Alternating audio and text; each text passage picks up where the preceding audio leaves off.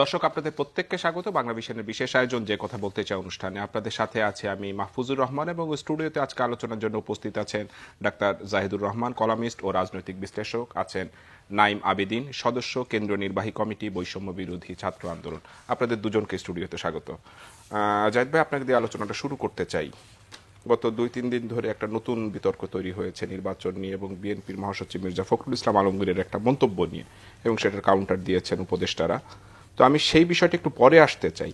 আপনার কাছে একটু জানতে চাই যে 5 আগস্টের আগে এবং পরে সারা দেশ একত্রিত হয়েছিল, একটা ঐক্যবদ্ধ হয়েছিল একটা ফ্যাসিস্টের বিরুদ্ধে। সেই ঐক্যটা তো আস্তে আস্তে দিন যত যাচ্ছে ঐক্যটা নষ্ট হচ্ছে। এই যে নষ্ট হচ্ছে, এটা লাভ আসলে কার হচ্ছে? ধন্যবাদ আপনাকে। ঐক্য নষ্ট হচ্ছে এই জিনিস একটু ক্লিয়ার করা দরকার। আমি মনে করি ঐক্য নষ্ট হচ্ছে, কিন্তু আমাদের আবার কেউ কেউ যেন এটা মনে না করি যে একটা গণতান্ত্রিক সমাজে বিতর্ক হওয়া মানেই ঐক্য নষ্ট হওয়া। এটা এই ভুলটা করা যাবে না। এটা debate is a very fundamental thing একটা গণতান্ত্রিক সমাজে। আমরা দীর্ঘদিন তো গণতন্ত্রের মধ্যে ছিলাম না। তর্ক বিতর্ক হবে, ইভেন একটু ঝগড়াঝাটি হতে পারে, কিন্তু আমরা দিনের শেষে কতগুলো ফান্ডামেন্টাল বিষয়ে আমরা একমত থাকবো, একত্র থাকবো, তাতে আর সমস্যা নেই। কিন্তু আমাদের এটা সম্ভবত মাত্রা এখন বাড়ছে, এটা আমি একমত। এখন এটা ডিবেট হওয়াটা খুব স্বাভাবিক ছিল, কারণ শেখ হাসিনা যখন পতন হচ্ছে তখন আসলে প্রধানতম দাবি, বা আমার কাছে টু সাম এক্সটেন্ট আমি এটা বলেই ফেলি, একমাত্র দাবি মনে করি শেখ হাসিনার পতন ছিল। নানা রকম মানুষ নানা কারণে এসছে এই মুভমেন্টে। তো শেখ হাসিনার পতন এবং ফ্যাসিবাদী ব্যবস্থার বিলোপ ভবিষ্যতে যাতে না হয়, এসব যার সাথে যুক্ত করা হয়, এটা নিশ্চিতভাবে অনেকেরই চাওয়া আছে, আমার নিজেরও চাওয়া সেরকম। কিন্তু সব মানুষ ওভাবে ভেবেছে তা না। ফলে শেখ হাসিনার পতনের সাথে সাথে আসলে আমাদের যে একত্রিত থাকার মূল যে ইস্যু, সেটা শেষ হয়ে গেছে। এরপর অনিবার্যভাবে এখন পলিটিক্যাল স্ফিয়ারে নানান রকম পলিটিক্যাল পার্টিজ আছে। কেউ নাইমরা নতুন দল তৈরি করতে যাচ্ছে, তাদের সেই দল যেটা আসবে তাদের সাথে পলিটিক্যাল ইডিওলজিক্যাল বা আদার ইস্যুতে ডিবেট আছে। সেই ডিবেটগুলো খুব স্বাভাবিকভাবেই আসছে, কিন্তু আমাদের ঐক্যের সমস্যা আছে। আমি পরবর্তীতে নিশ্চয়ই আসবো, কারণ সাম্প্রতিক যে ডিবেটটার কথা বলছেন ওটা আমাদের ঐক্যের প্রতি হুমকি বলে আমার মনে হয়েছে। এখন ঐক্যের ক্ষেত্রে বিভেদ তৈরি হওয়া খুব সহজ উপায় হচ্ছে যে কোনো রকম ষড়যন্ত্রের কথা আমাদের সরকারও খুব রিপিটেডলি বলেছেন, এবং এই ষড়যন্ত্র সফল হওয়ার সবচেয়ে ফার্টাইল গ্রাউন্ড হচ্ছে ঐক্য না থাকা। আওয়ামী লীগ আছে, তাদের টাকা, অকল্পনীয় পরিমাণ টাকা আছে, তারা ইনভেস্ট করছে, গুজব ছড়াচ্ছে। ভারতের মতো একটা শক্তিশালী দেশ, রিজিওনাল সুপার পাওয়ার মোটামুটি বলা যায় তাকে, তারা বাংলাদেশকে নানা রকমভাবে হয়রানির চেষ্টা করছে। ট্রাম্প ক্ষমতায় আসার পর গ্লোবাল অর্ডার কেমন দাঁড়ায় এটা নিয়ে কনফিউশন আছে। আমেরিকা তার আগের জায়গাতে অনেক ক্ষেত্রেই সরে যাবে। সো এটা আমাদের জন্য কিছু নতুন বিপদ তৈরি করার সম্ভাবনা আছে। এই প্রেক্ষাপটে আমরা যদি ঐক্যবদ্ধ থাকতে না পারি, আমাদের বিপদ বাড়বে। নাইম, এই জায়গাটায় যে ঐক্য যদি নষ্ট হয়, বিপদ তো আসলে সবারই বাড়বে। আপনারা বৈষম্য বিরোধী ছাত্র আন্দোলন, আপনারা কি চিন্তা করছেন যে রাজনৈতিক দলগুলোর সাথে যদি আপনাদের একটা কনফ্রন্টেশন হয় বা ঐক্যটা বিনষ্ট হয়, আপনাদের কি কোনো লাভ হবে? না, দেখুন, ধন্যবাদ জানাচ্ছি প্রথমেই। বাংলাদেশের যেই দীর্ঘ 16 বছরের প্রত্যেকটা রাজনৈতিক দলের লড়াই, সেই লড়াইয়ের নেতৃত্ব দিয়ে কিন্তু আমরা এই বৈষম্য বিরোধী ছাত্র আন্দোলন আমরা চূড়ান্ত বিজয়টা নিয়ে এসেছি। এখন চূড়ান্ত বিজয় আসার পূর্ববর্তী প্রেক্ষাপট আর এখনকার প্রেক্ষাপট টোটালি ডিফারেন্ট। কারণ পূর্ববর্তী প্রেক্ষাপটে সবারই একটাই লক্ষ্য ছিল, সেটা হচ্ছে হাসিনাকে পতন করানো। কিন্তু পরবর্তীতে যে যার নিজস্ব দলীয় এজেন্ডা, নিজস্ব পারপাস সার্ভ এবং নিজস্ব রোডম্যাপ এবং ভিশন নিয়ে কাজ করার কারণে কিন্তু জাতীয় ঐক্যের জায়গাটায় একটু ব্যাঘাত ঘটেছে। স্যার যেটি বললেন যে জাতীয় মোটা দাগে কিন্তু ঐক্য নষ্ট হওয়ার বিষয়টা আমিও দেখছি না, কারণ যেখানে গণতন্ত্র আছে সেখানে ভিন্ন মত থাকবে, ভিন্ন রোডম্যাপ থাকবে, এবং সেটা নিয়ে বিতর্ক হবে এবং একটা সুন্দর সমঝোতাও আসবে। তো আমি মনে করি যে মোটা দাগে এখনো কোনো ঐক্য বিনষ্ট হয়নি, এবং যে বা যারা এই ঐক্য নষ্ট করার চেষ্টা করছেন তাদেরকেও আমরা বৈষম্য বিরোধী ছাত্র আন্দোলনের তরফ থেকে বারবার আহ্বান করছি যে যেই ইস্যুগুলো নিয়ে তারা দেখাচ্ছেন যে ঐক্যের জায়গাটা থাকছে না, সেই ইস্যুগুলো নিয়ে তো আমার মনে হয় না কোনো ডিবেট থাকার কথা। কারণ আওয়ামী লীগের পুনর্বাসন বা দেশের যেই সংস্কার যেই কাজগুলো, সেগুলো নিয়ে তারাও কিন্তু এখনো বলছে এক আছে, এবং তারা আগেও বলেছিল এক ছিল। আপনি জানেন যে তারেক রহমান বারবার বলেছিলেন যে এই সরকার ওনাদের সরকার, আমাদের সরকার, সবার সরকার, এবং এই সরকার যদি ব্যর্থ হয় তাহলে আমরা সবাই ব্যর্থ। তার মানে আমি মনে করি যে ওনার কথায় যদি সেটাই হয়, তাহলে ওনার বাকি নেতাকর্মী যারা বাংলাদেশে আছেন তাদের কথাও তো এটাই হওয়ার কথা। এবং এই কথাই যদি হয়, তাহলে কেন সংস্কার নিয়ে এত ডিবেট হচ্ছে বা ভিজুয়াল সংস্কারের যে বিষয়টা, আসলে আমাদের এই সরকারের একটা সমস্যা, সেটা হচ্ছে এই সরকারের যারা উপদেষ্টা আছেন তারা পলিটিক্যাল বয়ান দিতে পারেন না। অর্থাৎ বাংলাদেশের মানুষ যেই পলিটিক্যাল বয়ান শুনে স্ট্যাবলিশড, ওনাদের কথাটা একদম ভদ্র বা সুশীল কথাটা বেশি, মানে ওই প্যাটার্নে ওনারা কথা বলেন। কিন্তু একটা যে এটা করে ফেলেছি ওটা করে ফেলেছি, মানে এই বয়ানটা ওনারা স্ট্যাবলিশ করতে পারেননি দেখে হয়তো আমরা সংস্কারের বিষয়গুলো ভিজুয়াল এখনো হচ্ছে না। আপনারা জানেন যে ইতিমধ্যে আমাদের সংস্কার কমিশনগুলো তাদের কার্যক্রম শেষ করেছে, বেশ কয়েকটা রিপোর্ট কিন্তু তারা সাবমিট করেছে। কিন্তু আপনি দেখেন যে সংস্কার কমিশনের রিপোর্ট সাবমিট হওয়ার পরে সংস্কারের যে কাজগুলো হওয়ার কথা, আপনি একজনকে কোনো একটা কাজ দিলে তাকে সেই কাজের একটা এনভায়রনমেন্ট দিতে হয়, সেই কাজটা করার জন্য একটা পরিবেশ দিতে হয়। কিন্তু সেই পরিবেশে যদি ব্যাঘাত ঘটে তাহলে সংস্কারেও ব্যাঘাত ঘটবে।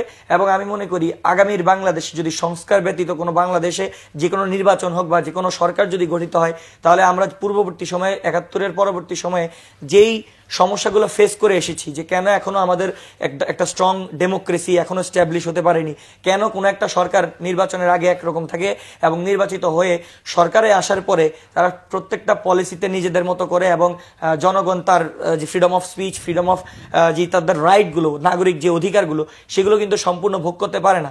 এবং আপনি জানেন যে আমরা জন্ম হওয়ার পরে, বুঝ হওয়ার পরে আমরা একটা সরকারের ক্ষমতা দেখেছি, এবং সেই সরকারের ক্ষমতা আমরা দেখে যেটা বুঝলাম যে সরকাররা নিজেদেরকে যে খোদা ভাবার যেই বিষয়টা স্ট্যাবলিশ করে গিয়েছে, আমরা এই ধরনের আর কোনো কিছু দেখতে চাই না। যার কারণে আমরা চাই যে গুরুত্বপূর্ণ যে সংস্কারগুলো প্রয়োজন, সেই সংস্কারগুলো হওয়ার পরেই নির্বাচন হোক। এবং সেটা তো নির্বাচনে একটা ডিবেট রয়েছে। আপনি বলছেন যে যে উপদেষ্টারা রয়েছে তারা একটা রাজনৈতিক বয়ান তৈরি করতে পারেনি। আপনারা বৈষম্য বিরোধী ছাত্র আন্দোলনকে একটা রাজনৈতিক বয়ান তৈরি করতে পেরেছেন? দেখেন, প্রথম একটা বিষয় হচ্ছে বৈষম্য বিরোধী ছাত্র আন্দোলন, এটা আমরা কোনো রাজনৈতিক দল ভবিষ্যতে হচ্ছিও না, এবং এখনো আমরা কোনো সরকারি নামে হবে না, ভিন্ন নামে মানে আমি ওইখানে আসছি যে আমরা যেহেতু কোনো সরকারি দলও না। আর আমাদের মজার ব্যাপার হচ্ছে, আমি এই পর্যন্ত কোনো উপদেষ্টার সাথে মনে হয় হাতে কোনো ১-২ জনের সাথে কোনো প্রোগ্রামে গিয়ে দেখা হয়েছে। এছাড়া আমাদের সাথে উপদেষ্টাদের ওই তেমন কোনো কথাবার্তাও বলার সুযোগ নেই, ওনাদের সাথে রিচ করারও তেমন সুযোগ নেই। তো আমরা সরকার কি পলিসিতে আছে বা কি করছে, সেটা আপনারাও যেভাবে টিভিতে দেখেন আমরাও সেভাবেই টিভিতে দেখি। এখন বিষয় যেটা দাঁড়িয়েছে যে আমাদের যে বৈষম্য বিরোধী ছাত্র আন্দোলনের জাতীয় ঐক্যের যে ভূমিকা, আমরা কিন্তু কোনো দলীয় এজেন্ডা বা কোনো একটা নির্দিষ্ট জাতি গোষ্ঠীর পারপাস সার্ভ করার জন্য বৈষম্য বিরোধী ছাত্র আন্দোলন এখনো মাঠে নাই।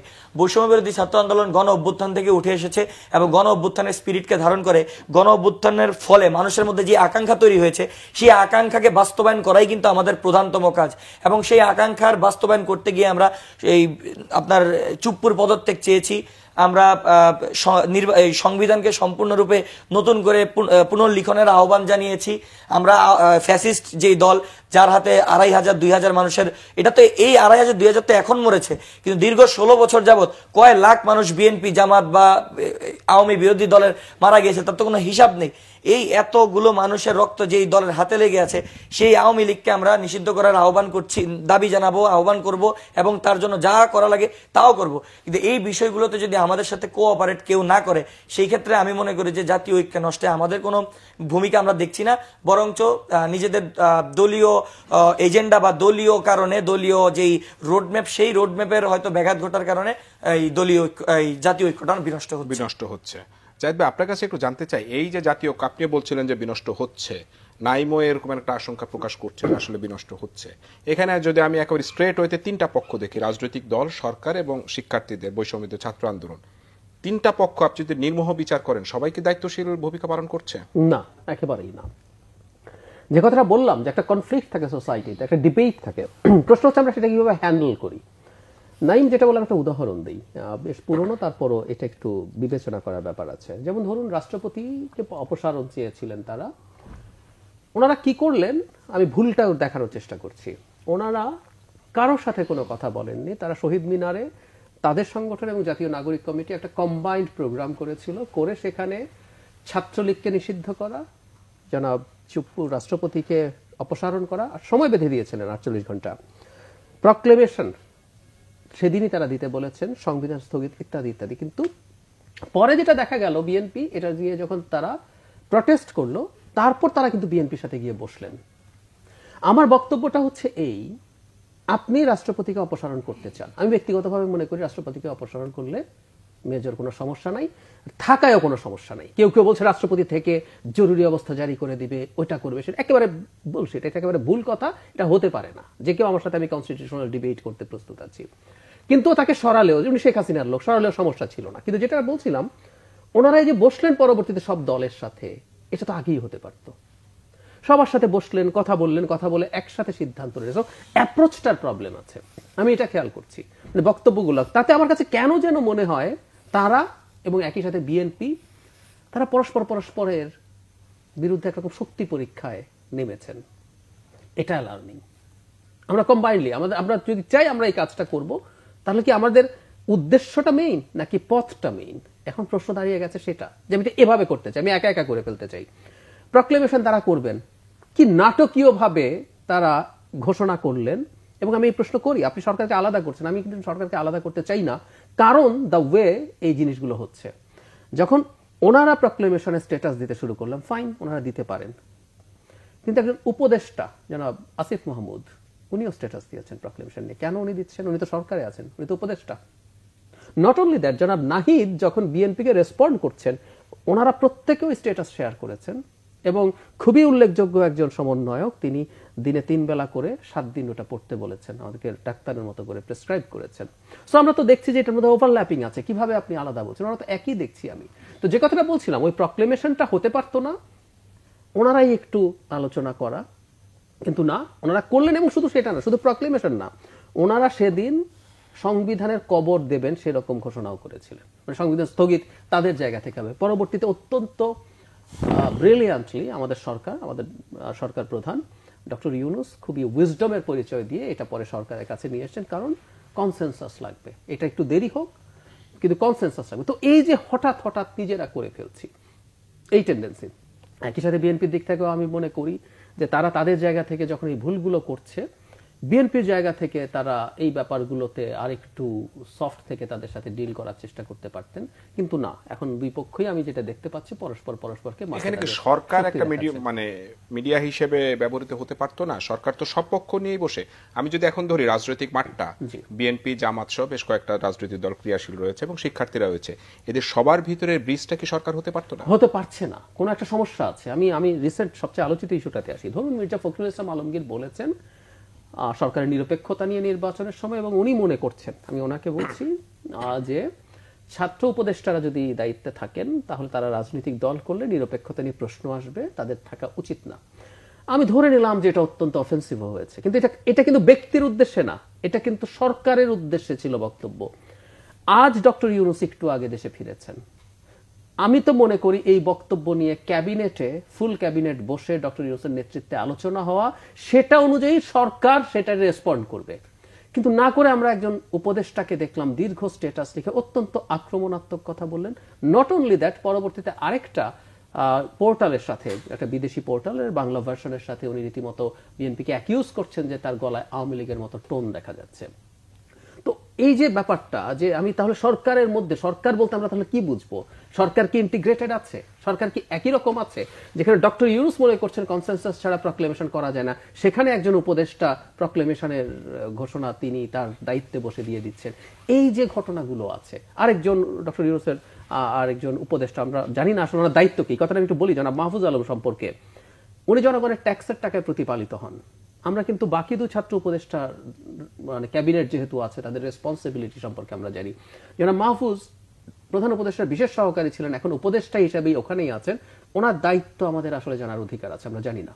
কিন্তু উনিও অনেক সময় ফেসবুকে এমন সব বক্তব্য দিয়েছেন যেগুলোতে আসলে স্পষ্টভাবে দেশের অপরাপর রাজনৈতিক দলের বিরুদ্ধে শক্ত অভিযোগ আছে। উনি একটা স্ট্যাটাসে কয়েক সপ্তাহ আগে স্পষ্টভাবে বলেছেন, যেখানে অন্য দলগুলোকে ইন্ডিকেট করে কোনো না কোনো ফর্মে একটা যুদ্ধ হবে। এখন সেই যুদ্ধের আলাপ আবার আমরা দেখছি জাতীয় নাগরিক কমিটির জনাব নাসিরউদ্দিন পাটোয়ারি, আরো দেব রক্ত, মানে রক্তের আলাপ শুরু হয়ে গেছে। রেটরিক ঠিক আছে, কিন্তু এই ইয়েগুলো তো আমরা দেখতে চাইনি। তো তাহলে আমি এই জন্য বলছি, সরকারের মধ্যে ইন্টিগ্রেটেড সরকার কাজ করতে পারছে না। আমি দূর থেকে আমার মনে হচ্ছে সরকারের মধ্যে ইন্টারনালি বিভেদ আছে। বিভেদ আছে। নাইম, এই জায়গাটা একটু জানতে চাই, সেটা হলো বিএনপির মহাসচিব মির্জা ফখরুল ইসলাম আলমগীর, এই ব্যক্তি সম্পর্কে যদি আমরা কথা বলি, বিরোধী পক্ষ কিন্তু এই ব্যক্তির প্রজ্ঞা, রাজনৈতিক বয়ান, শব্দচয়ন ব্যাপারে এনাকে অধিকাংশ মানুষই রেসপেক্ট করে, লোকজনও তার বিরুদ্ধে খুব বেশি কথা বলেন। এবং উনি যে মন্তব্যটা একটা মিডিয়াকে দিয়েছেন, কি নেতিবাচক কথা বলেছেন যে যেটার পাল্টা আপনাদের একটা বয়ান তৈরি করতে হচ্ছে? দেখুন, প্রথমে যে বিষয়টি সেটি হচ্ছে এই গণ অভ্যুত্থানের নেতৃত্ব দিয়েছে বৈষম্যবিরোধী ছাত্র আন্দোলন, এবং তখন কিন্তু আমাদের যে প্রোগ্রামগুলো হতো, অর্থাৎ আমাদের যেই কর্মসূচিগুলো ছিল, তখন কিন্তু এই কর্মসূচি হাতে গোনা যারা নেতৃত্ব দিত তারাই কিন্তু এই কর্মসূচিগুলো প্ল্যান করতো এবং বাস্তবায়ন করতো। সেক্ষেত্রে কিন্তু তেমন কারো মতামত নেওয়া হতো না। কিন্তু আমি মনে করি যে পরবর্তীতে যে বিশেষ গুরুত্বপূর্ণ ইস্যুগুলো সামনে এসেছিল, সেখানে তাদের উচিত ছিল যে প্রত্যেকটি দলের সাথে বসে কথা বলে তারপর সিদ্ধান্তগুলো নেওয়া। এই ক্ষেত্রে আমিও স্যারের সাথে একমত। কিন্তু পরবর্তীতে যে ইস্যুটা এসেছে, তিনি বললেন যে আমাদের উপদেষ্টারা কেন আমাদের মতো করেই কথা বলছেন বা ওনার কাছে বিষয়গুলো এক মনে হচ্ছে। আমার প্রশ্ন, কেন এক মনে হবে না? কারণ আমাদের এই উপদেষ্টা প্যানেল বা এই সরকারে বৈষম্য বিরোধী ছাত্র আন্দোলন না, শুধুমাত্র বৈষম্য বিরোধী পুরো দেশের ছাত্র এবং জনতা, এই দুইজনকে রিপ্রেজেন্ট করছে হচ্ছে আমাদের, এই দুইটা গ্রুপকে রিপ্রেজেন্ট করছে হচ্ছে আমাদের এই উপদেষ্টারা। অর্থাৎ আমাদের যে ছাত্র উপদেষ্টারা যারা আমাদের থেকে সমন্বয়ক ছিল, এখন তারা ছাত্র উপদেষ্টা আছে। আমি একটা প্রশ্ন একটু করি মাঝে, তো বাকি উপদেষ্টারা কাকে রিপ্রেজেন্ট করছেন? বাকি উপদেষ্টারা অবশ্যই আমাদেরকে রিপ্রেজেন্ট করছে, কিন্তু আমাদের আমি পয়েন্টটা বুঝিয়েছি আমাদের আন্দোলনের, আমাদের নেতৃত্বের জায়গাটা থেকে। না, তারা শিক্ষার্থী প্রতিনিধি হিসেবে মানে ক্যাবিনেটে গিয়েছেন, কিন্তু ক্যাবিনেটে যাওয়ার পর তো উনি সবার উপদেষ্টা। না, অবশ্যই আমি কোথা থেকে গিয়েছে সেটা সেই প্রশ্নে ছিলাম, যে তারা কিন্তু এই গণ অভ্যুত্থানকারী নেতৃত্বের দিক থেকে, অর্থাৎ নেতৃত্বের জায়গা থেকে তারা গিয়েছে, তারা কিন্তু অন্যভাবে যায়নি। তাদের আগে কখনো তারা মন্ত্রণালয় চালায়নি, তাহলে তারা কোথা থেকে গিয়েছে? তারা কিন্তু আমাদের থেকে উঠে গিয়েছে। তো সেই জায়গা থেকে আমি মনে করি যে তাদের ভিতর আন্দোলনের সেই স্পিরিটটা বাকি সবার থেকে মোটা দাগে অনেক বেশি প্রবল তাদের ভিতর। এবং আমাদের কথা এবং তাদের কথা এক হয়ে যাওয়ার মানে এই না যে আমরা সরকারের অংশ এবং তারা আমাদের অংশ। আপনি দেখেছেন যে প্রোক্লেমেশনের যে বিষয়টা, মাহফুজ, আমাদের উপদেষ্টা মাহফুজ আলম, তিনি কিন্তু ডিরেক্ট বলে দিয়েছিলেন, আমরা বলেছিলাম 15 তারিখের মধ্যে প্রোক্লেমেশন ঘোষণা দিতে হবে। তিনি কিন্তু পরে তিনি বলেছেন এর সাথে সরকারের কোনো নেই, সরকারের কোনো সম্পর্ক নেই।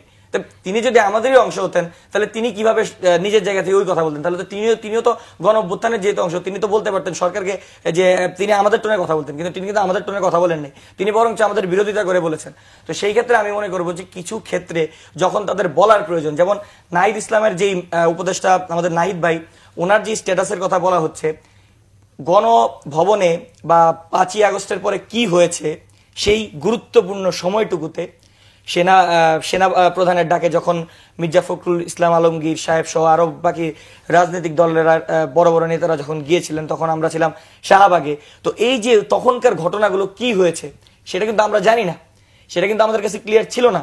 কিন্তু আস্তে আস্তে যখন ওনারা সরকারের একটা পর্যায়ে গিয়ে আপনারা তাদেরকে বেঁধে দিচ্ছেন যে আপনারা সরকারের একটা জায়গায় আছেন, আপনারা সব কথা বলতে পারবেন না। এখানে কিন্তু মির্জা ফখরুলের, আমি বলতেছি যে আপনি তো বক্তব্যটা শুনেছেন, আমি ওখানেই আসতেছি। কিন্তু ওনারা যখনই ওই সময়গুলোতে কি হয়েছে যে সেগুলো যখন বলা শুরু করে, তখনই কিন্তু এই কথাগুলো নিয়ে আসা হয় যে কেন ওনারা এত কথা বলে, ওনারা একটা দায়িত্বশীল জায়গা থেকে এইভাবে কথা বলতে পারেন না। কিন্তু ওই সময়ের ঘটনার কথাগুলো বলতে গেলে যে 3জন ভুয়া সমন্বয়ক নিয়ে ওই দিন সেনাপ্রধানের কাছে যে যাওয়া হয়েছিল, এই ড্রাইভার কার?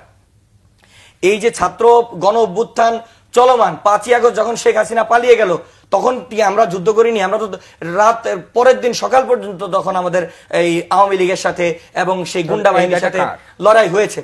তো তখন আমাদের নেতাদের বাদ দিয়ে তখন ওই ভুয়া সমন্বয়কদের নিয়ে বিভিন্নভাবে যে চক্রান্ত, তখন জাতীয় সরকারের করার কথায় কারা ভেটো দিয়েছে, কারা তখন করতে চায়নি। তো এই বিষয়গুলো যখনই আমাদের উপদেষ্টারা, আমাদের ছাত্র উপদেষ্টারা যখন সামনে নিয়ে আসতে চান, বিভিন্নভাবে বলেন, তখনই এই কথাগুলো আসে যে দায়িত্বশীলতার জায়গা থেকে তাদের এত কথা বলা উচিত না। কিন্তু আমি মনে করি যে মির্জা ফখরুল ইসলাম আলমগীর তার জায়গা থেকে তিনি বলতেই পারেন, এটা তার ব্যক্তিগত বা রাজনীতি। কি বলেছেন যে এই বিষয়টা আপনারা নেতিবাচকভাবে ধরছেন, তার বক্তব্যটা ছিল যে যদি শিক্ষার্থী প্রতিনিধিরা যারা উপদেষ্টা রয়েছেন, তারা থাকা অবস্থায় যদি একটা রাজনৈতিক দল গঠন হয় শিক্ষার্থীদের ভিতর থেকে, সেক্ষেত্রে উপদেষ্টাদের সরকার নিরপেক্ষতা হারায়। আমরা চাই একটা নিরপেক্ষ সরকারের অধীনে নির্বাচন হোক। আমরাও চাই না যে এই সরকার নিরপেক্ষতা হারাক, এবং উনি বলেছেন যে এখন পর্যন্ত এই সরকার নিরপেক্ষ বলেই মনে করে বিএনপি। এইখানে আচ্ছা, কি তাহলে নেতিবাচক বক্তব্য? আমার একটা প্রশ্ন থাকবে, সেটা হচ্ছে বাংলাদেশের যে আমরা যারা নাগরিক, আমাদের ধরেন আমি বৈষম্য বিরোধী ছাত্র আন্দোলনের কেউ না, আমি এই আন্দোলনের সহযোদ্ধা, আমি যদি কোন একটা রাজনৈতিক দল সামনে নিয়ে আসতে চাই, সেই ক্ষেত্রে কি বিএনপি একই কথা বলবে? তারা তো বলেছে যে কেউই পলিটিক্স করতে পারে, হ্যাঁ, যে কেউ রাজনৈতিক দল নিয়ে আসতে পারে। আমরা তো সরকারের পৃষ্ঠপোষকতা বৈষম্য না। তো সরকারের নেই না না, আমাদের উপদেষ্টারা তো নাহিদ ইসলাম, যেমন আমার নেতা নাহিদ ইসলাম কিন্তু 5ই আগস্টের আগ পর্যন্ত একটা ছাত্র দলের ছেলেরও নেতা ছিল, এবং আমি মনে করি এখনো আছে, কারণ তাদের নেতৃত্বেই আমরা এই অভ্যুত্থানটা সফল করেছি। এখন সে যেমন আমাদেরকে ধারণ করে, সে কিন্তু সবাইকেই ধারণ করে। এখন বাকিরা যদি রাজনীতি করতে পারে বা রাজনৈতিক দল তৈরি করতে পারে, বৈষম্য বিরোধী ছাত্র আন্দোলনের বিষয়টা এরকম না যে বৈষম্য বিরোধী ছাত্র আন্দোলন গোটা ব্যানারটা রাতারাতি পাল্টে গিয়ে যে বৈষম্য বিরোধী ছাত্র আন্দোলন থেকে একটা রাজনৈতিক দল হয়ে যাচ্ছে। বৈষম্য বিরোধী ছাত্র আন্দোলনের না, ঠিক এই জায়গাটা আমি একটু নাইম আপনার কাছে আসবো। ডাক্তার জাহিদ, আমি একটু জিজ্ঞেস করতে চাই, এই রাজনৈতিক দল গঠন নিয়ে বৈষম্য বিরোধী ছাত্র আন্দোলন যে বয়ানটা তৈরি করছে, এটা কি আপনি যৌক্তিক মনে করেন? নাইম যে ব্যাখ্যাটা দিচ্ছে। না, নাইমকে আমি বলতে চাই, নাইম আপনি পুরো বৈষম্য বিরোধী ছাত্র আন্দোলন ইটসেলফ একটা রাজনৈতিক দল হয়ে যাওয়ায় কোনো সমস্যা নেই, এবং আমি মন থেকে চেয়েছিলাম এটা অ্যাজ আর্লি অ্যাজ পসিবল আপনারা করেন। প্রশ্ন কিন্তু আপনাদের দল তৈরি করা নিয়ে না, আমি হোল হার্টেডলি চাই আপনারা যে দলটা তৈরি করছেন, বাংলাদেশে আরো রাজনৈতিক দল দরকার। আমার এটা আমি একদম মন থেকে বলি। বিএনপি এখন তো আওয়ামী লীগের অবস্থা ভালো না, বিএনপি যাতে একচ্ছত্রভাবে বাংলাদেশের পলিটিক্সে না থাকতে পারে, আমি এটা সিরিয়াসলি চাই। সো আপনাদের দল সফল হোক। প্রশ্ন হচ্ছে আপনাদের যখন ছাত্র উপদেষ্টারা আছেন, উনি কিন্তু একটা রাষ্ট্রীয় দায়িত্বে আছেন, ওনাদেরকে নিয়ে তো আমাদের রাজনৈতিক দল হচ্ছে না। এখন এটা দলীয় সরকার না। এখন যখন ওই যে বললাম আপনাদের কথা তাদের সাথে রেজোনেট করে। আচ্ছা, আমি আরেকটা উদাহরণ দিই। আপনি এটাকেও যেমন আপনি বলেছেন জনাব মাহফুজ বলেছেন এটা সরকারি ব্যাপার না, কিন্তু আপনি ব্যাখ্যা দেননি জনাব আসিফ মাহমুদ কিভাবে প্রক্লেমেশনের স্ট্যাটাস দেয়। তিনি গণ অভ্যুত্থানের আসছি আমি। নাম্বার 2, ধরুন এই আসিফ মাহমুদই কিছুদিন আগে রাষ্ট্রীয় প্রোটোকল ব্যবহার করে কম্বল বিতরণ করতে গিয়েছিলেন। ধরুন যখন একটা পলিটিক্যাল গভর্নমেন্ট থাকে, তারা কম্বল বিতরণ উদ্বোধন করে, মূল বিতরণ কিন্তু উনি করেন না, জানেন তো, এটা ওটা অফিসিয়ালরা করে। কিন্তু উনি হেলিকপ্টারে করে ঘুরে, আমি হেলিকপ্টারের প্রশ্ন এখন তুলছি না, উনি ব্যাখ্যা দিয়েছেন উনি অনেক জায়গায় যেতে চেয়েছিলেন, ওনাকে কেন কম্বল বিতরণ উদ্বোধন করতে হলো? ওগুলো শীত চলে আসছে, উনি দেরি করছিলেন বলে কম্বল বিতরণ স্থগিত ছিল। তারপর উনি গিয়ে সবার হাতে কিছু দেন, তারপর উনি আরেক জায়গায় চলে গেছেন, পরে অফিসিয়ালরা দেন। এগুলো তো পলিটিক্স যারা করেন তারা করেন। আপনার এই ধরনের পদক্ষেপকে আমরা কিভাবে দেখব? দেখুন, আমি মনে করি যে যেহেতু আসিফ মাহমুদ তিনি এখন শুধুমাত্র যে তাদের দায়িত্ব, আমি মনে করি না যে মন্ত্রণালয়ে শুধুমাত্র বসে থাকা তাদের দায়িত্ব। আমি মনে করি মানুষের আশা আকাঙ্ক্ষা কোন দিকে যাচ্ছে, মানুষ কি ভাবছে, বা দেশকে মানুষ যেহেতু তারা পলিসিগত অনেক জায়গাতে তারা আছে, তো সেইখান থেকে আমি মনে করি মানুষের সাথে রিচ করা, জনমানুষের সাথে মেলামেশা করা, সেটা আমি খারাপ কিছু দেখছি না। সেটা হতে পারে কম্বল বিতরণের মাধ্যমে, সেটা হতে পারে তাদের সাথে চায়ের আড্ডার মাধ্যমে, সেটা আমি কোনো খারাপ কিছু দেখছি না। মানুষের সাথে তো তাদের একটা সম্পর্ক আসলে তৈরি করতে হবে। মানুষের চাহিদাটা কি, মানুষ এখন আসলে সংস্কার চাচ্ছে, নির্বাচন চাচ্ছে, এই বিষয়গুলো আসলে তাদের বুঝতে হবে। আমি একটু জানতে চাই যে নির্বাচন নিয়ে বিএনপির এখন মূল দাবি হলো যত দ্রুত সম্ভব, এবং সেটা মির্জা ফখরুল ইসলাম আলমগীর বলেছেন যে সেটা জুলাই আগস্টেই নির্বাচন করা সম্ভব। উনি কিন্তু বলেননি জুলাই আগস্টে নির্বাচন দিতে হবে। আপনারা বৈষম্য বিরোধী ছাত্র আন্দোলন আসলে নির্বাচন নিয়ে কি ভাবছেন আমি একটু জানতে চাই। আমি একটু ছোট্ট একটু বিরতি নিয়ে আসি। দর্শক এতক্ষণ দেখছিলেন যে কথা বলতে চাই অনুষ্ঠানের পর্যায়ে ছোট্ট একটু বিরতি, বিরতির পরে আবারও ফিরে আসছে আলোচনা।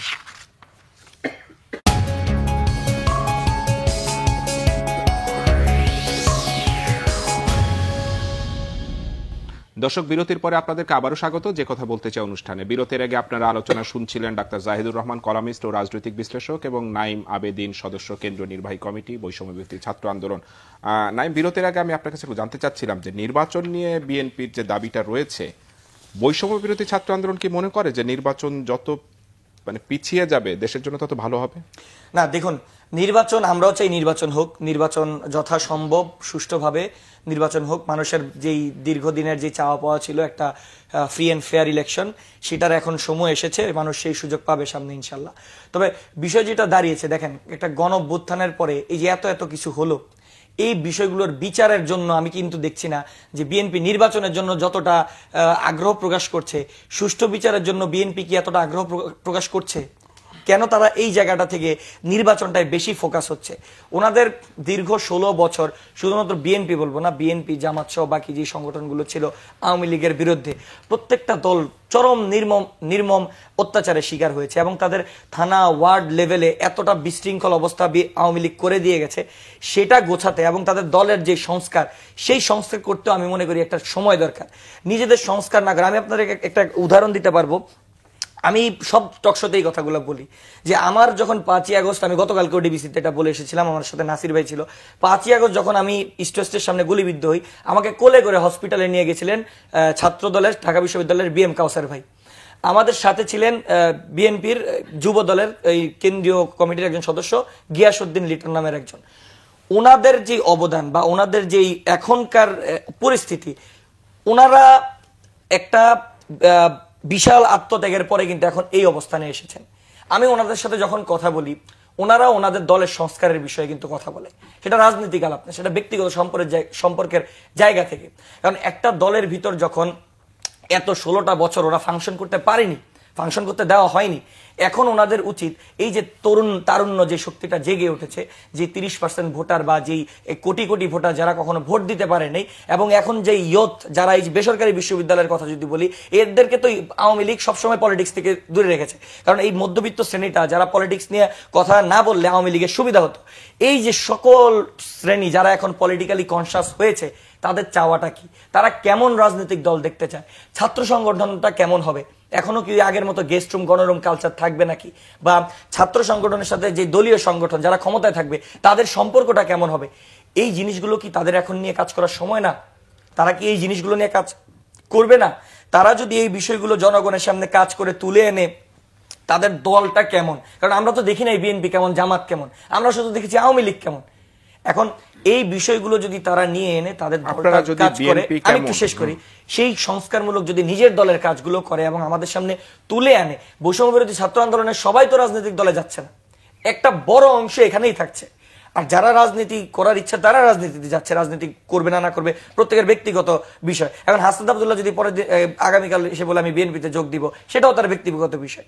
তো নির্বাচন, আমরা চাই যে নির্বাচন একটা সঠিক সময়ের পরে, অর্থাৎ যখন আমাদের এই গণহত্যার বিচার, অর্থাৎ আমাদের মেইন ফোকাস হচ্ছে গণহত্যার বিচার এবং যে প্রাথমিক সংস্কার, সেই সংস্কারের পরে আপনি দেখেন ভারত এত বড় একটা দেশ, ওদেরও দলীয় অনেক সমস্যা আছে, কিন্তু ওদের চিকিৎসার ব্যবস্থা দেখেন, ওদের যে হসপিটালগুলো সেগুলো কি ওদের আমাদের মতো নেতারা, রাজনৈতিক নেতারা যেভাবে কন্ট্রোল করে, সেখানে কি হসপিটালগুলো এই রাজনৈতিক নেতাদের দ্বারা এত কন্ট্রোল হয়? আমার জানা মতো হয় না। কিন্তু বাংলাদেশ তাহলে কেন এমন? এই হসপিটালের খাবারের টেন্ডার নিয়ে, হসপিটালের ওষুধের সাপ্লাই নিয়ে যে পরিমাণ কামড়াকামড়ি মারামারি হয়েছে, আমি এখন দলের নাম উল্লেখ করব না, এখনো হচ্ছে, এবং সেটা জাতি জানে, আপনি জানেন, আমি জানি, সবাই জানে। তো এই বিষয়গুলো যদি সংস্কার না করে আপনি নির্বাচনের দিকে যান, তাহলে আপনি কিভাবে বলবেন যে কোনো দল আগামীতে আরেকটি আওয়ামী লীগ সরকার তৈরি করবে না? এখন এই সংস্কারের জন্য, আমি তর্কের খাতির ধরে নিই, এই সংস্কারের জন্য যদি আপনার দীর্ঘ সময় প্রয়োজন হয়, তাহলে সেক্ষেত্রে কি এই বর্তমান সরকার দীর্ঘ সময় থাকবে কিনা, এই প্রশ্ন আমি একটু উত্তর নেব। ডাক্তার জাহেদ, আপনি তো একটি সংস্কার কমিশনের সদস্য, আপনারা এটা নিয়ে কাজ করেছেন, রিপোর্ট জমা দিয়েছেন। এই রিপোর্টগুলো বাস্তবায়নের জন্য আসলে কত সময় লাগতে পারে? এটা তো আর একদিনের কোনো প্রসেস না। এখন এই সংস্কারের জন্য স্বল্পমেয়াদী কিছু সংস্কার হয়তো সরকার দ্রুত করে ফেলতে পারবে, দীর্ঘমেয়াদী আগামীতে যারা আসবে, সংস্কারের সাথে নির্বাচন কি আসলে কনফ্লিক্ট তৈরি করে কিনা, বা এরকমের একটা বয়ান কেন তৈরি করা হচ্ছে যে সংস্কার ভার্সাস নির্বাচন?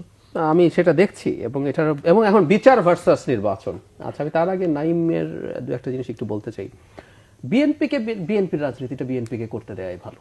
আমি আগে আওয়ামী লীগের সময় দেখতাম তারা বিএনপিকে ঠিক এভাবে বলার চেষ্টা করতেন।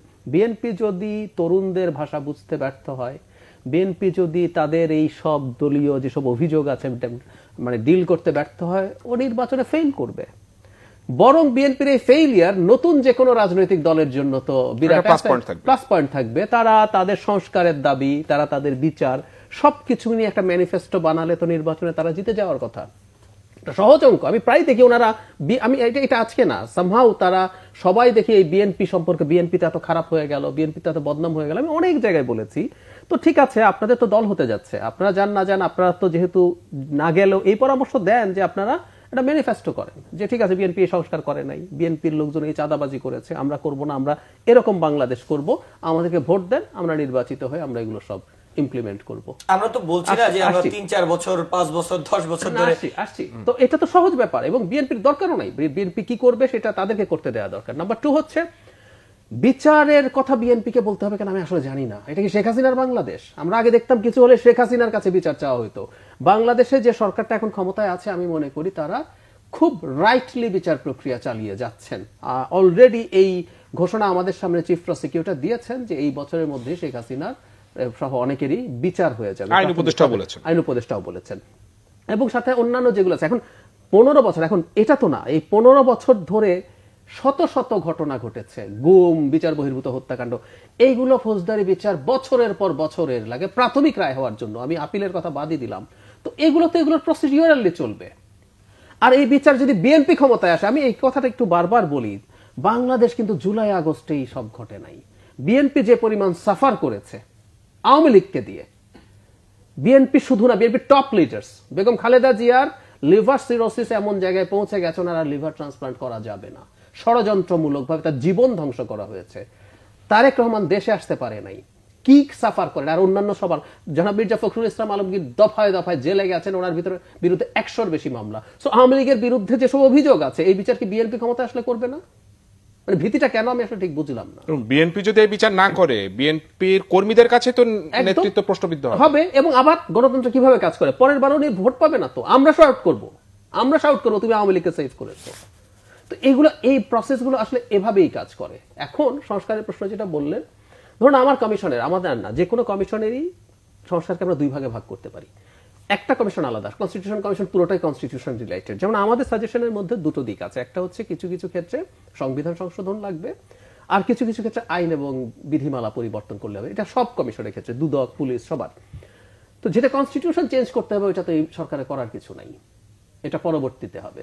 আইন সংশোধনের ক্ষেত্রে আমাদের প্রধান উপদেষ্টা, আমি একটা জিনিস খেয়াল করেছি, উনি কিন্তু কনসিস্টেন্ট। আমরা অনেকে অনেক কথা বলছি, উনি এবারও সুইজারল্যান্ডে গিয়ে সেম কথা বলে এসছেন যেটা উনি এর আগে ওনার স্পিচে বলেছেন, যদি খুব কম সংস্কার করে নির্বাচন তাহলে বছরখানেক, এই বছরের শেষ বা আগের বছর শুরু, আর না হয় আরো 6 মাস সময় লাগবে।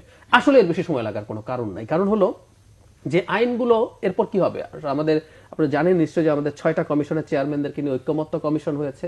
তারা তাদের নিজেদের মধ্যে প্রাথমিকভাবে বসছেন এখন, এরপর রাজনৈতিক দলের সাথে বসে তারা ডিসাইড করবেন কতটুকু হবে। এরপরে এই আইনগুলো কিন্তু আছে, এই আইনগুলো এরপর আপনি চেঞ্জ করে একটা অধ্যাদেশ জারি করা হচ্ছে কাজ।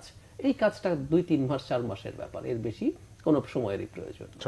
আর একটা কথা একটু যোগ করি, মানে সবকিছু এখন করতে হবে, পরে গেলে করবে না, মানে এটা একটা জিনিস মনে রাখতে হবে। এটা চাওয়ার মধ্যে সত্যতাটা আমি দেখি যে আমরা চাই, মনে করি, কিন্তু আমাদের এটাও মনে রাখতে হবে যে আপনি সবকিছু করার পরও যেই পার্টি এরপর ক্ষমতায় আসবে তারা যদি চায় এগুলো পাল্টে ফেলা কোনো ব্যাপার না, আসলে পাল্টে ফেলবে।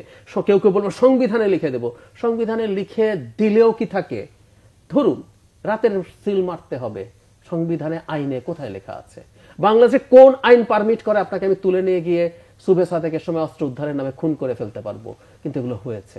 সেই জন্যই বলছি সংস্কার লাগবে, কিন্তু আমরা সংস্কার করলে সব অসাধারণ হয়ে যাবে, এটা একটা অতি আশা আর কি। অতি আশা না, এই জায়গাটা যদি আপনারা, মানে আপনাকে আমি প্রশ্ন করি যে বৈষম্যবিরোধী ছাত্র আন্দোলন কি মনে করে যে বিএনপি যদি ক্ষমতায় যায়, আমি কিন্তু এটা থিওরিটিক্যালি, আগামীতে কে ক্ষমতায় যাবে সেটা আসলে কেউই বলতে পারবে না, বিএনপি যদি ক্ষমতায় যায় এই গণহত্যার বিচারটা হবে না, সংস্কারগুলো বাস্তবায়ন হবে না, আপনারা কি সেটা মনে করেন? দেখুন, আমি আসলে কে আগামীতে ক্ষমতায় গিয়ে বিচার করলো বা বিএনপি বিচার করবে না, বা আগামীতে জামাতও যদি ক্ষমতায় যায় তারা বিচার করবে না, বিষয়টা কিন্তু মোটেও এমন না যে বলা হচ্ছে যে পরবর্তীতে যারা আসবে তারা, তাদের প্রতি অনাস্থা বা বিষয়টা কিন্তু এরকম মোটেও না। দেখুন, গণ অভ্যুত্থানের পরে যে মানুষের আশা আকাঙ্ক্ষা তৈরি হয়েছে, এবং স্যার নিজেও চান যে একটা নতুন রাজনৈতিক দলের, এটা সবাই চায়, হ্যাঁ, সবাই চায় যে সকল ক্ষেত্রে একটা সংস্কার হোক। এবং আমরা কিন্তু কখনোই এই বিষয়টা নিয়ে বদার্ড না যে পরবর্তীতে কেউ আসলে, এটা অবশ্যই তো আসবে, নির্বাচন তো আজ হোক কাল হোক, নির্বাচন তো হবেই, এবং একটা সরকার তো আসবে, সেটা বিএনপি হোক আর জামাত হোক, এবং তারা এসে তাদের যে বিচারিক প্রক্রিয়া, অর্থাৎ বিচারটা সরকার তো এক না, তারা সেটা চলতে থাকবে। কিন্তু বিষয় হচ্ছে আমাদের যে চাওয়া পাওয়া, অর্থাৎ আমাদের শিক্ষার্থীদের যে বিচার এবং যে সংস্কারের চাওয়া পাওয়া, এটা বারবার আমি মনে করি যে এটা প্রি প্ল্যান করে বারবার এই জিনিসটা মুখে আনতে হচ্ছে। কারণ যে আমরা দেখতাম যে আওয়ামী লীগের আমলে আওয়ামী লীগ বারবার চেতনা চেতনা একাত্তরের চেতনা বলতে বলতে পুরো একাত্তরের চেতনারই 12টা বাজায় ফেলছে। কিন্তু এখনো কিন্তু যে বারবার সংস্কার নির্বাচন এই বুলিগুলো কিন্তু বারবার আমাদের আওড়াতে হচ্ছে। কিন্তু এই বুলিগুলো তো আওড়ানোর কথা না। বিএনপি একটা নির্দিষ্ট সময় যেহেতু ওনারা যেহেতু বলেছে যে সংস্কার করতে এতটা সময় প্রয়োজন, তাহলে ওনারা কেন এখন থেকে প্রতিদিন এই কথাগুলো কেন বলতে হচ্ছে?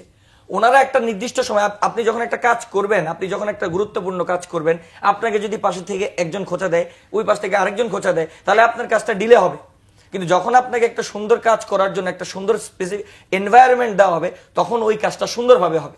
তাহলে আমি মনে করি যে এখন এই কাদা ছোড়াছুরি বা জাতীয় ঐক্যর যে বিষয়গুলো আমাদেরকে নষ্ট করছে, আমি মনে করি যে এই বিষয়গুলো স্কিপ করে যে আমাদের যেই সবাই সবার প্রতি যে মিউচুয়াল রেসপেক্ট, এই মিউচুয়াল রেসপেক্ট না থাকার কারণে কিন্তু আমাদের রাজনীতি এই পর্যায়ে এসে পৌঁছেছে। আমরা কারোর সাথে আমাদের মতের না মিল হলে আমরা আগে ট্যাগ দিতাম, যে ট্যাগিং কালচার। এখনো কিন্তু আবার সেই ট্যাগিং কালচারটা কিন্তু ফিরে আসছে। সেই ট্যাগিং কালচার থেকে বের হয়ে রাজনীতির মধ্যে ট্যাগিং কালচার থেকে আমি যদি ধরে নেই, সেই ট্যাগিং কালচার থেকে কি বৈষম্যবিরোধী ছাত্র আন্দোলন বেরিয়ে আসতে পেরেছে? কারণ বিএনপি যখন নির্বাচনের কথা বলে, দাবি দেওয়া বলে, তাকেও বলা হয় যে সে আওয়ামী লীগের দোসরের মতো কথা বলছে। আমি আপনাকে বলতে পারবো, গত পরশুদিন আমি যমুনার টকশো রাজনীতিতে ছিলাম, সেখানে নীলুফার আপা আমাকে টকশোতে বলেছেন যে আমি তো বৈষম্যবিরোধী কেন্দ্রীয় নির্বাহী কমিটির সদস্য হয়ে সেখানে গিয়েছি। তিনি আমাকে সবার সামনে টকশোতে বলেছেন যে আমরাই হেলমেট বাহিনী ছিলাম, আমরাই আগে বিএনপিকে পিটাতাম, আমরাই এখন বৈষম্যবিরোধী ছাত্র আন্দোলন হয়ে গেছি। তাহলে ট্যাগিং কালচারটা ওনার মতো একটা দায়িত্বশীলতার জায়গা থেকে উনি কিভাবে আমাকে এই ট্যাগটা করে? এইটারই তো আসলে সংস্কারটা আসলে সবাই চায়। একদম আমি নাইমের সাথে একটা জায়গায় খুবই একমত প্রকাশ করছি যে আমাদের কনফ্লিক্ট থাকবে, ডিবেট থাকবে, ইভেন আমি আবারও বলছি কিছু ঝগড়াঝাটিও থাকবে, কিন্তু এটা ওই ট্যাগিং করা এবং এটা এমন জায়গায় চলে যাওয়া উচিত না যে আমরা কনফ্রন্টেশনাল হয়ে যাচ্ছি, সাংঘর্ষিক হয়ে উঠছি। আমরা কোন ব্যাপারটাকে কতটুকু ডিল করব, কতটুকু ইন্টেন্সিটিতে করব, ছাড় দেয়। আমি দিনের শেষে আমরা প্রত্যেকে আসলে শেখ হাসিনার যে মাফিয়া তন্ত্র ছিল তার বিরুদ্ধে লড়াই করেছি, কেউ অনেক দিন ধরে করেছে, কেউ আবার শেষ দিকে ওরা যখন দাঁড়াচ্ছিল ওই ইন্টেন্সিভ মুভমেন্টটা ছাড়া তো আমরা আসলে এই হাসিনা মুক্ত বাংলাদেশ পেতামও না। তো প্রত্যেকের তার রকমতো করে তার অবদান আছে। আজকে এইখানে যখন দাঁড়াচ্ছে, জনাব নাহিদ যখন টর্চার্ড হলেন, তার বিভৎস আঘাতের ছবি আমরা দেখলাম। একই সাথে আবার গত 15 বছরে অসংখ্য বিএনপি ছাত্রদল যুবদলের নেতাকর্মীকে একইভাবে টর্চার করা হয়েছে, পায়ে গুলি করে পা কাটতে বাধ্য করা হয়েছে, এরকম পরিকল্পিতভাবে। এই সংখ্যা প্রচুর। সো এইরকম টর্চারের ইতিহাস বিভিন্ন দিকে আছে। আমরা প্রত্যেকে তার জায়গায় অবদান আছে, সাফার করেছি। এখন আমরা যাতে একটু আমাদের মধ্যকার এই জিনিসগুলো করি যে আমরা আমাদের কনফ্লিক্টগুলোকে গণতান্ত্রিক ওয়েতে ডিবেটের মাধ্যমে নিই, এবং গণতন্ত্রের সেই বেসিক কথাটা যে আমাদের সব কথা তো মিলবে না, আমরা সব কথা একমত হব না, কিন্তু তারপর সবকিছুর মধ্যেও আমরা আসলে আমাদের পারস্পরিক যে সহাবস্থান সেটা বজায় রাখবো। এটার জন্য ইউরোপ আমেরিকা হতে হবে না। আমরা ভারতের মধ্যেও দেখেছি যখনই তাদের প্রচুর ফিয়ার্স ডিবেট আছে, কিন্তু অনেকগুলো ইস্যুতে দেখা গেল তারা কিন্তু ঠিকঠাক তাদের মতো করে খুব সুন্দর ঐক্যে পৌঁছে গেছে। তো এরকম তারা তাদের যখন প্রয়োজন মনে করে, তাদের রাষ্ট্রীয় প্রয়োজন, ওই রকম তাদের একটা একমতের জায়গা। সো ওটা আবার আমি খুব হতাশ শোনা যা হচ্ছে তা নিয়ে। কারণ হলো কি, গণতন্ত্র তো একটা কালচার। আমরা গত 15-16 বছর, তার আগে আরো তত্ত্বাবধায়কের 2 বছর, মানে 17 বছর 17.5 বছর অত্যন্ত স্বৈরাচারী একটা ব্যবস্থার মধ্যে ছিলাম। ফলে আমরা যারা গণতন্ত্রের কথা বলছি, আমাদের মধ্যেও কিন্তু কিছুটা স্বৈরাচারী মানসিকতা তৈরি হয়েছে, আমাদের মধ্যে ইনটলারেন্স তৈরি হয়েছে। আমি আশা করি সময়ের সাথে সাথে, আমি যদি নাইমের বয়সও ধরি, ও কোনো গণতান্ত্রিক শাসন ব্যবস্থা পাইনি। হ্যাঁ, এবং আমি এখন ডিটেইল বলি, ও বাসা থেকে বেরিয়েছে, ও দেখে যখন ছাত্রলীগের ছেলেরা পাড়ায় দাঁড়িয়ে আছে, আমাদের অফ লাইনে কথা হচ্ছিল ব্রেকের সময়, দাঁড়িয়ে আছে, ওর অ্যাটিটিউডই হচ্ছে অ্যাগ্রেসিভ। ফলে তার রিয়াকশনে ওর মধ্যে কিন্তু স্বাভাবিক আচরণ হবে না। এটা ওর না, আমরা যেই হই, আপনার সাথে যখন কেউ আমারে চিনস এই টাইপের অ্যাটিটিউড দেখাবে, তখন আপনার মধ্যেও এটা রিয়াকশনটা এরকম হবে। সো ও ছোটবেলা থেকে বেড়ে উঠেছে পুরো এই পরিবেশের মধ্যে। আমরা যারা আগে গণতান্ত্রিক অবস্থা দেখেছি, তারপর এই 16-17 বছর তো আমরা আসলে এরকম একটা পরিস্থিতিতে গেছি। সো এগুলো যতটুকু হচ্ছে হয়তো হওয়ারই কথা ছিল, কিন্তু আমরা যত দ্রুত বেরিয়ে আসতে পারবো, কারণ আমাদের এটা মাথায় রাখতে হবে, ষড়যন্ত্র হচ্ছে, চক্রান্ত হচ্ছে, আওয়ামী লীগের চক্রান্ত হচ্ছে, ভারতের চক্রান্ত আছে, এগুলো কোনোটা লুকোছাপার মধ্যে নাই। সো আমরা যাতে এই বিপদটা যাতে বুঝতে পারি। এই বিপদ বুঝে আমি যদি ধরি যে এই সরকারের এই গত 5 মাসে সরকার যে কাজগুলা করছে, আপনারা সরকারকে কিভাবে মূল্যায়ন করেন? আমি যদি আরো স্পেসিফিক করে প্রশ্ন করি যে সরকার যে প্রায়োরিটি লিস্টে যে কাজগুলোকে এগিয়ে নিচ্ছে, আপনারা কি মনে করেন যে সরকারের কাছে এইগুলাই প্রায়োরিটি লিস্ট হওয়া উচিত? দেখুন, আমি সর্বপ্রথম সরকারের সমালোচনা করব আমাদের আহতদের জন্য। দেখুন, সবাই আমাদের কারো যদি বাসার ডাব চুরি হয় বৈষম্য বিরোধী ছাত্র আন্দোলনের অফিসে চলে আসে। তো এই দায়িত্বগুলো কিন্তু আমাদের না। দেশ চালানো বা মানুষের ব্যক্তিগত সমস্যা, কেউ অসুস্থ হয়ে গেলে তার সমস্যা, হ্যাঁ আমরা অবশ্যই দায়বদ্ধ, কিন্তু সরকার আমাদের থেকে বেশি দায়বদ্ধ। এই কাজগুলো করার কথা সরকারের, কিন্তু মানুষের এই কাজগুলোতে আমাদেরকে দিন রাত এক হয়ে আমাদের এই কাজগুলো করতে হচ্ছে। আপনি দেখেন, এই যে বন্যা হলো, কি যে ভয়াবহ বন্যা হলো, সেই বন্যায় আমি মনে করি সরকারের থেকে বৈষম্য বিরোধী ছাত্র আন্দোলন বেশি করে দেখিয়েছে। এবং এই যে আহতদের নিয়ে আমরা এখন পর্যন্ত ছোটাছুটি এইখানে ওইখানে যেখানে আহতদের পাই তাদেরকে এই যে স্মৃতি ফাউন্ডেশন আর আমাদেরকেও মানুষ এক করে ফেলে, কারণ ফাউন্ডেশন আর আমরা কিন্তু আলাদা। সেই ফাউন্ডেশনের দায়ভারও কিন্তু আমাদের উপরে এসে পড়ে।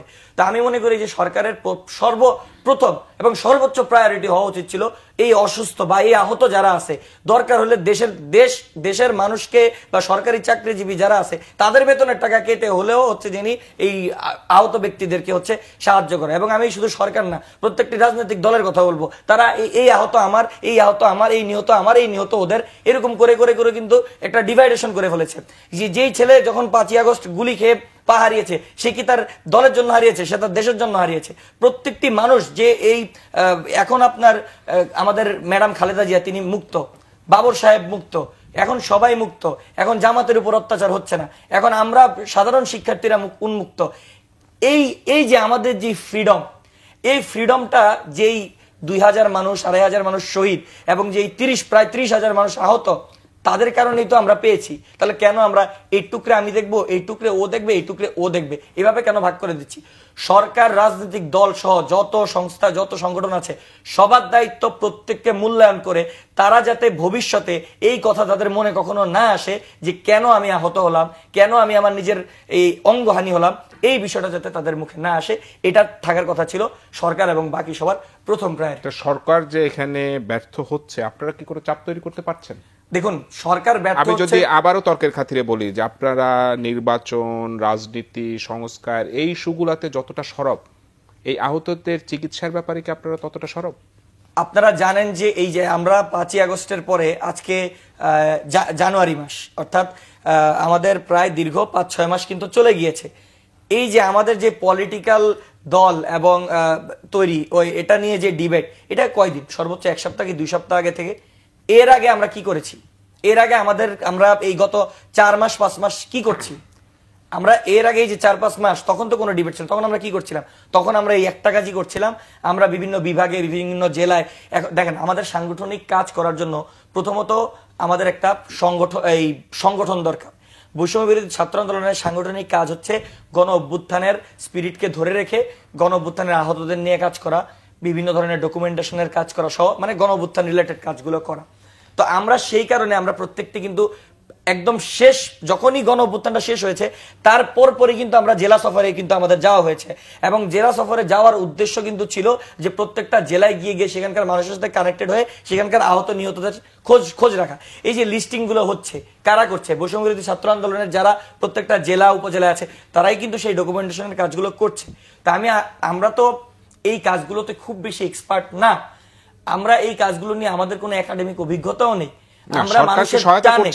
আমরা মানুষের টানে, মানুষের দায়িত্বশীলতার জায়গা প্রতি, আমাদের যে শহীদদের প্রতি আমাদের দায়িত্বশীলতা, সেই জায়গা থেকে আমরা এই কাজগুলো করছি। জাহিদ ভাই, আপনার কাছে একটু জানতে চাই, সেটা হলো বিএনপিও গত কয়েকদিন ধরে কথা বলছে যে নির্বাচন নিয়ে, এবং নির্বাচনের দাবিতে তারা আসলে রাজপথে নামার কথাও বলছেন যে তারা আন্দোলনে নামবেন।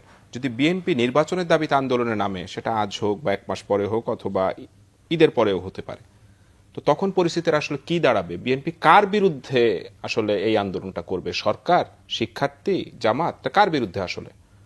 এবং তখন সিচুয়েশনটা কি আরো নাজুক হবে কিনা? নিশ্চয়ই হবে। এখন বিএনপি নামবে কিনা, বিএনপি নামার কথা বলেছে, নামলে নিশ্চয়ই সরকারের বিরুদ্ধেই নামবে। কারণ হলো এই মুহূর্তে সরকারকে সিদ্ধান্ত নিতে হবে কবে নির্বাচন দেবে। সাধারণত এটা নিয়ম না, আমাদের কনস্টিটিউশন অনুযায়ী নির্বাচন কমিশনই নির্বাচন যখন ডিউ হবে উনি নির্বাচন ডেকে ফেলবেন, সরকারকে ওনার জিজ্ঞেসও করতে হবে না। কিন্তু আমরা জানি অলরেডি এটা সংবিধান বহির্ভূত হয়ে গেছে, কারণ 3 মাসের মধ্যে নির্বাচন হবার কথা ছিল, এটা পার হয়েছে। তো সরকারকে সিদ্ধান্ত নিতে হবে, সরকার ওদিকে যাবে। আমি বিএনপি সোফার যা বলছে, আমি এর মধ্যে কিছু পলিটিক্যাল রেটরিক আছে বলে মনে করি। ধরুন তারা জুলাই আগস্টে নির্বাচনের কথা বলছেন, আই মে বি রং, আমি একজন বিশ্লেষক হিসাবে বলছি। আমি ধারণা করি বিএনপি এই বছরের মধ্যে ইলেকশন হলেও they will be happy with that. তারা চাইছেন এটা এর চেয়ে বেশি দেরি না হোক। এবং ডক্টর ইউনূসের যে 2 অপশন, সেকেন্ড অপশনটা বিএনপি নেবে বলে আমার মনে হয় না, কারণ তারা কিন্তু নির্বাচনের জন্য ন্যূনতম সংস্কার করে নির্বাচন চাইছেন। সো ডক্টর ইউনূস বলছেন যে ন্যূনতম সংস্কার করে নির্বাচন হলে আমরা এই বছর, মানে গত বছর বলেছিলেন যে আগামী বছরে শেষের দিকে নির্বাচন করতে পারবো। সো 25-এর শেষে নির্বাচন হতে পারে। তবে যদি আমাদের এই মাঠে নামার পরিস্থিতি তৈরি, it will be really very tough. কারণ হচ্ছে বিএনপির যে শক্তি আছে, সেই শক্তিতে তারা যদি মাঠে নামেন, এখন সরকার যদি নির্বাচন মনে করেন আরো পরে দেবেন, তাহলে বিএনপিকে দমন করতে হবে। এখন বিএনপিকে দমন শেখ হাসিনার মতো করে কি করবেন? সেটা সরকার হিসেবে দমন করতে পারবে, রাজনৈতিক প্রতিপক্ষ কারা বিএনপির যদি ধরি। কিন্তু সরকার হিসেবে কি দমন করবেন? আমি এই প্রশ্ন করতে চাই। আপনি এই রকম অত্যাচার, নির্যাতন, মামলা, হত্যা, গুম এগুলো করা ছাড়া তো পারবেন না। So will you do this? আপনি এটা করার এফোর্ড করতে পারেন? আমার মনে হয় না। এখন যেটা আরেক লেয়ার অফ প্রবলেম, যেটা আপনি অলরেডি বললেন, সেটা হচ্ছে যেখানে রাজনৈতিক দল, কারণ আমরা দেখছি স্পষ্ট ডিভাইডেশন আছে। ছাত্ররা অলরেডি বলছেন তাদের দল আসলেও নিশ্চয়ই একই রকম আলাপ করবেন, তারা সেটা করছেন। এবং আমরা খেয়াল করবো দুটো ইসলামী দল, অন্তত জামায়াতে ইসলামী এবং ইসলামী আন্দোলন, তাদের কথার মধ্যেও বিএনপির এই দ্রুত নির্বাচন চাওয়ার বিরুদ্ধে কথা আছে। এখন যদি তারা যখন মাঠে নামবেন, তখন যদি এরাও মাঠে নামেন যে না, আমরা নির্বাচন এভাবে হতে দেব না, নির্বাচন আরো ওই রকম লাগবে, আরেকটা নতুন পরিস্থিতি তৈরি হয়েছে। আমরা আসলে সেটা কোনোভাবেই চাই না। এবং আরেকটা জিনিস যোগ করি, সেটা হচ্ছে জনাব নাসিরউদ্দিন পাটোয়ারি যেখানে রক্ত দিতে চেয়েছেন, সেখানে উনি কিন্তু গণপরিষদ নির্বাচনের কথা বলেছেন। আরেকটা নতুন ফ্যাক্টর, নতুন একটা বিষয়, বিতর্কের বিষয় আসলো। আমার সময় একেবারে শেষ, না আরেকটু আলোচনা করা যেত। আপনাদের দুজনকে ধন্যবাদ। দর্শক, এতক্ষণ দেখছিলেন যে কথা বলতে চাই অনুষ্ঠান। আজকের মতো এখানেই বিদায় নিচ্ছি। সবাইকে ধন্যবাদ।